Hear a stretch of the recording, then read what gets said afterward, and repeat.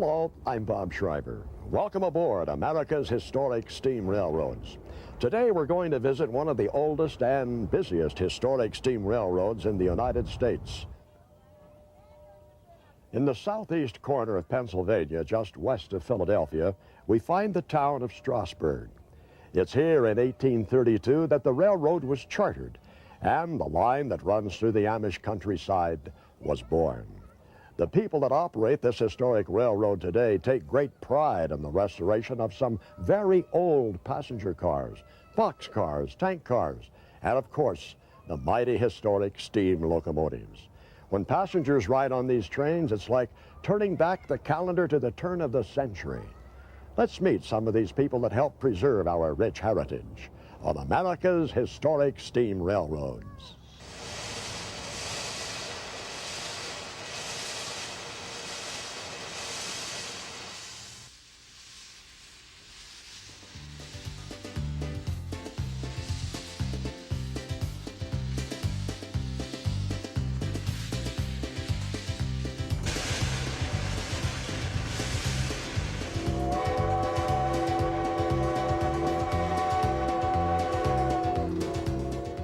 I think the majority of Americans are interested in nostalgia, and they realize that American steam railroads helped build this country.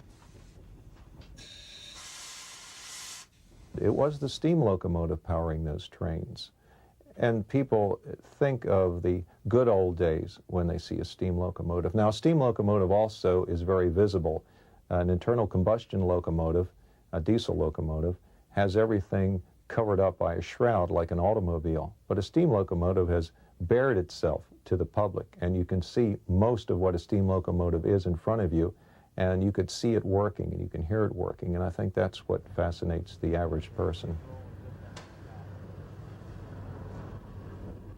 First thing in the morning when we finish the hostling in the engine house and we've completed the things we do inside, we then make sure all the switches are set in a line correctly, and we make sure that the various points are covered for crossing, and we bring the engine out of the engine house back to the coal wharf. There we coal the tender, make sure we have enough coal for the day.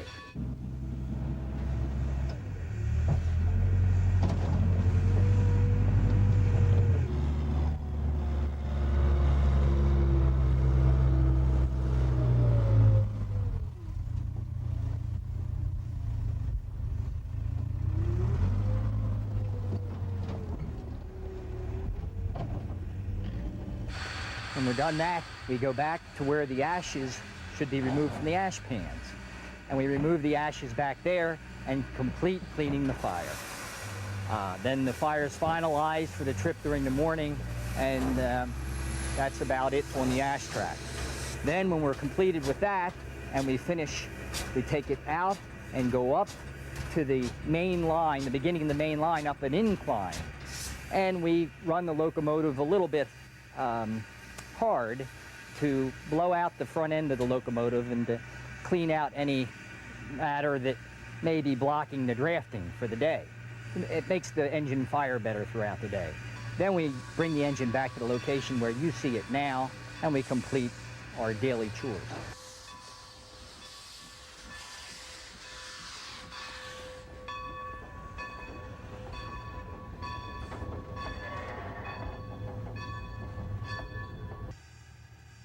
We're going to finish up the hostling to begin the day here at the Strasburg. Why don't you come along with us today and see how we do it, getting ready for the first run of the day. Okay.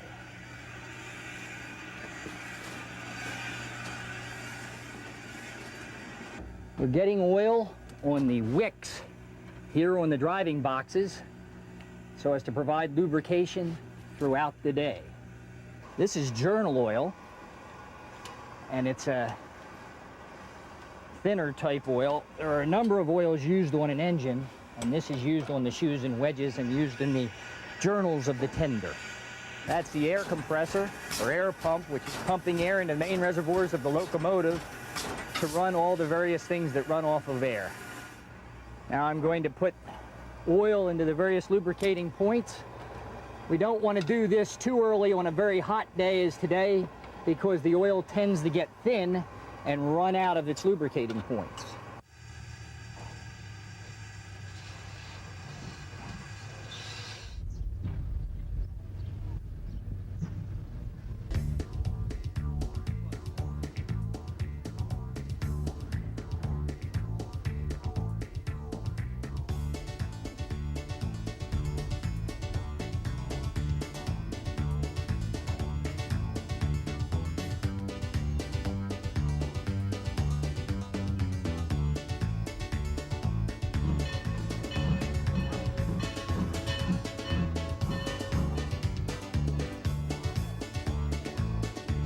All aboard! The route over which we are traveling this afternoon is one of the oldest railroad rights-of-way in the entire world.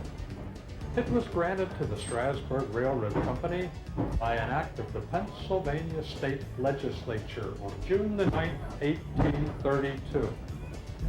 For over a century and a half, this little railroad has been serving the community of Strasburg. Coming into view on the left-hand side of the train, you'll see a neat row of little red cabooses.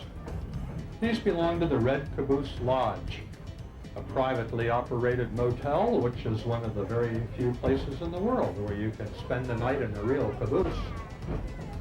A little further off to the left, you can see the flagpole and tower of the Toy Train Collectors Association, which houses a fantastic selection of antique toy trains.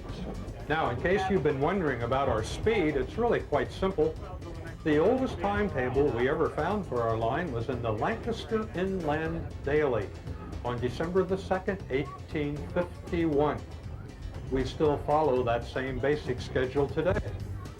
So if you ever wondered just how fast great-great-grandpa traveled here on the Strasburg, well, this is it.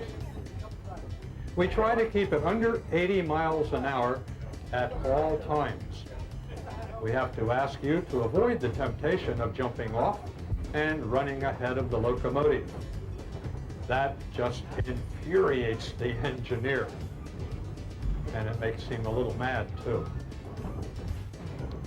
The large buildings coming into view on the left-hand side belong to the Espenshade Turkey Farm. It's believed to be one of the oldest turkey farms in the country. Has been in the same family for about 8 generations. This area of Lancaster was settled in the very early 1700s. Route 741, running parallel to our tracks off to the right, the road that you took into our station today, was originally a Conestoga wagon trail, opened about 1710.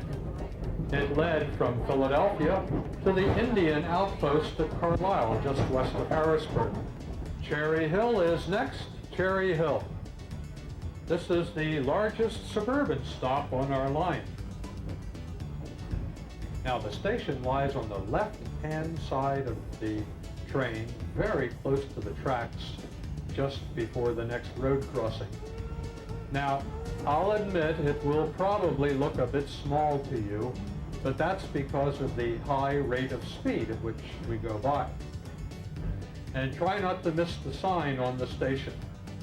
The sign reads population 17, more or less. That means more when we get there, a lot less when we leave. The passenger cars are basically wooden coaches. These coaches were in fairly poor shape when they arrived. Here at the Strasburg Railroad, we returned the coaches to their original condition, including the interiors, the hardware, the various fittings, the lighting fixtures, and of course the seats. When we restore a car, we try to save as much of the original car as we possibly can and still maintain a car that's safe for daily operation. A lot of the interior decorative things are original. What happens when we find wood rot in a car, as you can see here, what we will do is cut out a lot of this rotted area, make it a nice flat surface, and we will treat the rotten area with a liquid epoxy, hoping that it won't continue to rot in the future.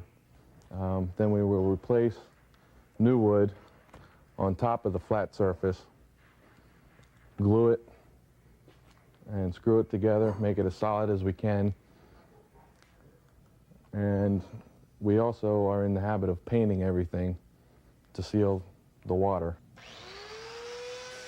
We're very fortunate to have the skilled and the dedicated employees that we have at Strasburg. We're very fortunate to have that kind of employee here at the railroad, because that's really what makes all of this possible. Skilled employees that are dedicated to the preservation of railroad equipment.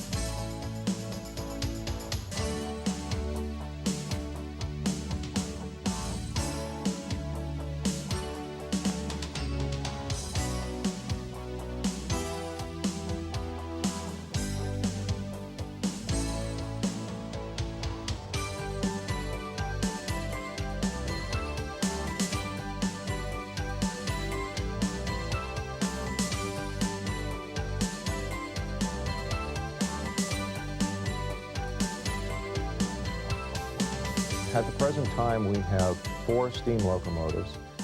The number 31 was the first one acquired, an 060 from Canada.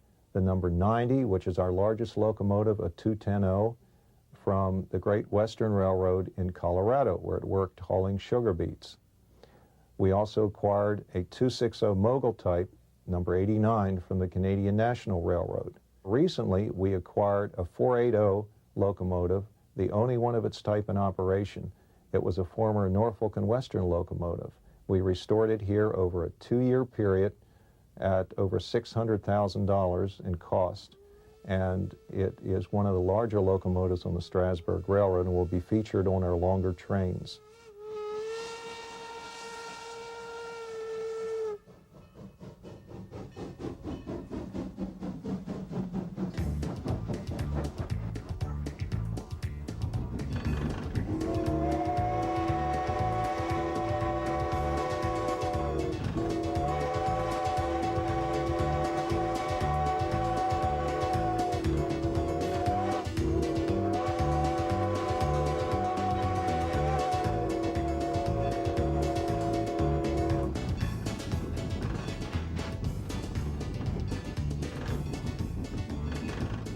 Now, for the past few miles, we've been traveling through what is commonly known as the Dutch country, the fertile farmlands of the Plain people, the Amish, the Mennonites, and the Dunkers.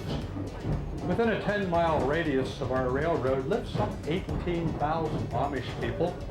They live a very peaceful and quiet life of hard work and deep religious devotion, exactly as their ancestors did when they arrived here about 275 years ago from Germany, Switzerland, and portions of France. The big farm coming into view in the valley off to the right is a typical Lancaster County Amish farm. Neat, clean, but very plain. No carpets, just a few curtains upstairs. No radio, television, or telephone. In fact, no electricity.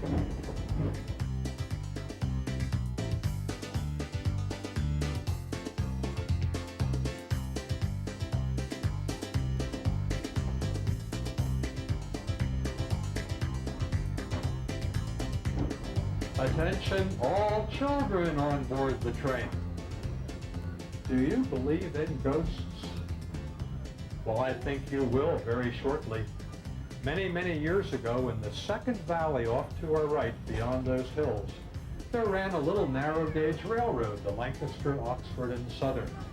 Now, it's been gone for over 75 years, but sometimes when we blow our whistle here at Carpenter's Crossing, the ghost of the old LO&S answers back. Listen carefully.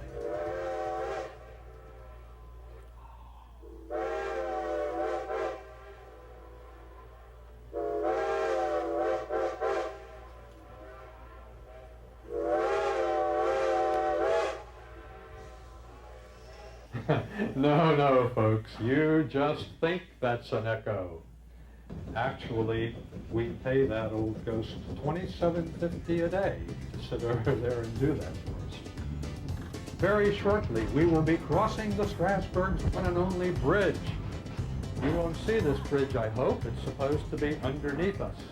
But you will see where the Pumpkinville Turnpike runs right underneath our tracks. This is a big bridge, too. It's darn near 16 feet long.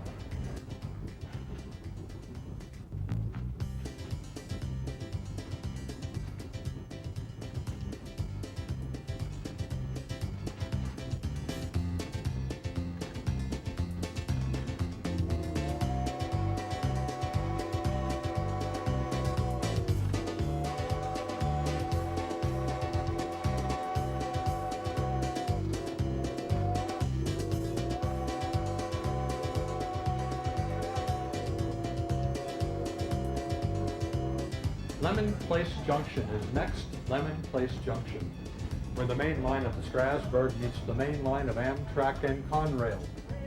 A short distance ahead, our tracks will curve sharply to the left, and we'll come alongside the main line running between New York and Chicago. The famous Broadway Limiteds pass by here daily, running between those two cities.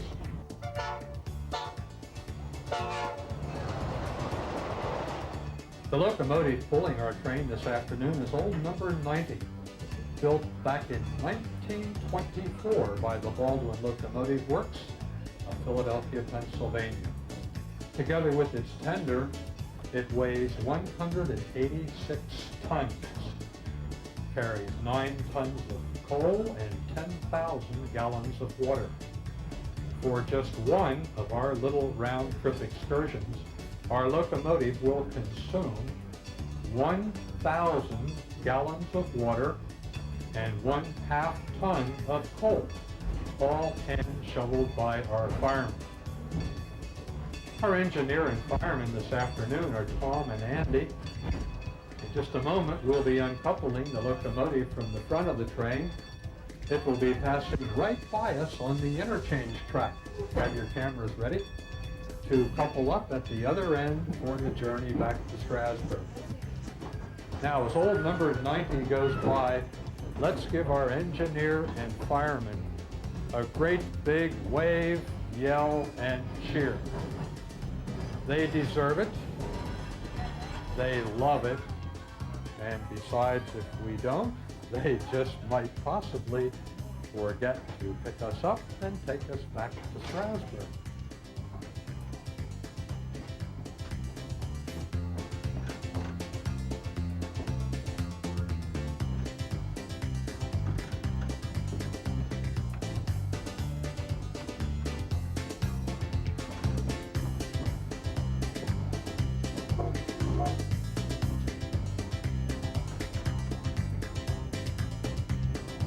Easter weekend, we have the Easter Bunny riding the train. The Easter Bunny is different than most bunnies in that the bunny operates as a mime and doesn't talk.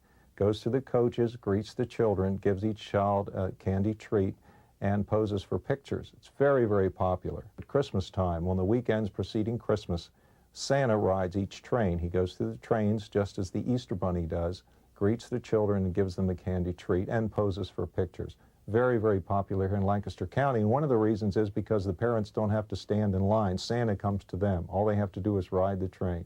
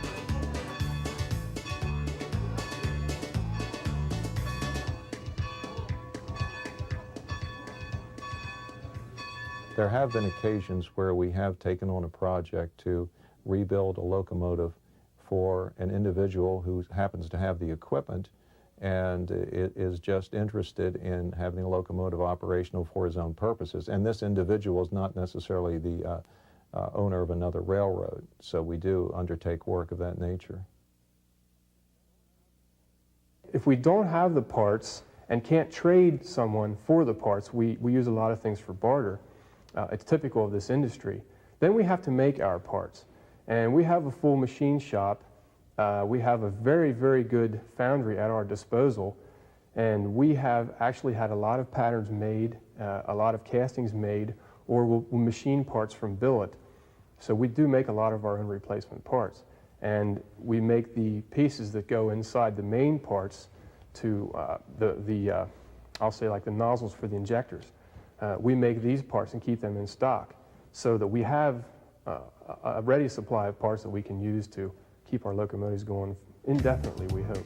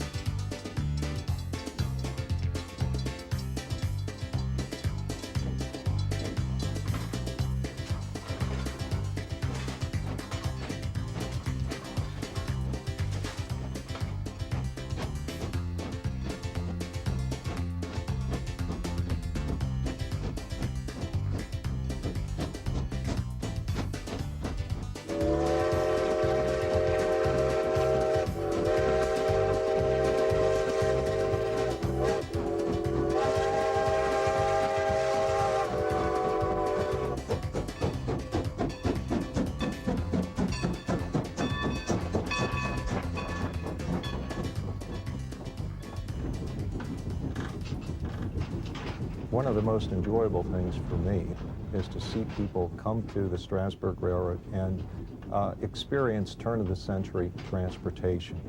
It's one of the few types of historic displays or museum-type situations where the people can actually experience part of history.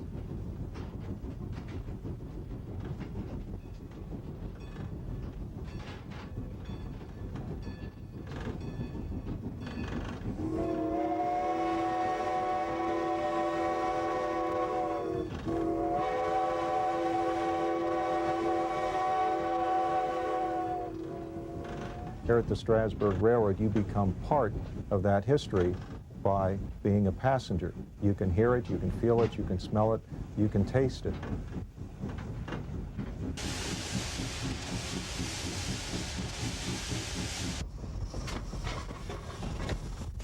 You get a real experience that takes you back to the turn of the century. And that's what we're trying to do. We're trying to preserve this historic equipment, and we're trying to give people a feel for what it was like. So that's what I really enjoy here at the railroad.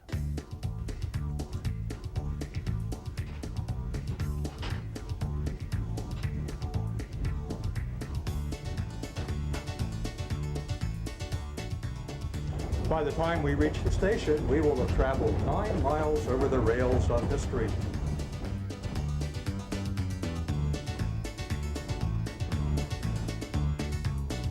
We hope you have enjoyed this view of the Strasburg Railroad. And when you do come to ride on the railroad, be sure to allow enough time to visit the Pennsylvania Railroad Museum with its many railroad artifacts. And of course, the main hall with its great collection of locomotives. And it's located just across the street from the Strasburg Railroad station. With such attractions as the Caboose Motel, the Choo Choo Barn, the Toy Train Association Museum, the Strasburg Railroad. The immediate area of Strasburg, Pennsylvania is a rail fan's delight.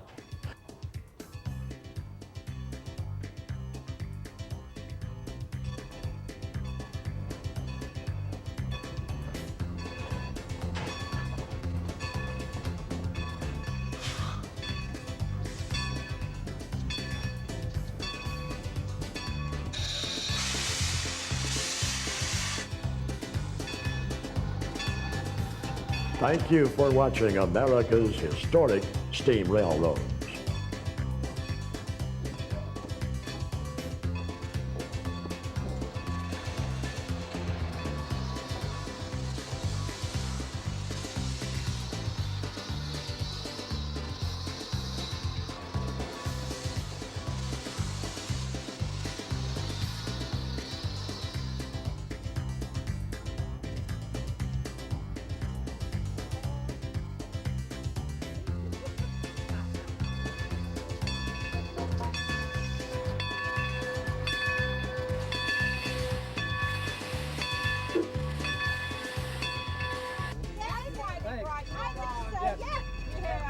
Enjoyed it, thank you.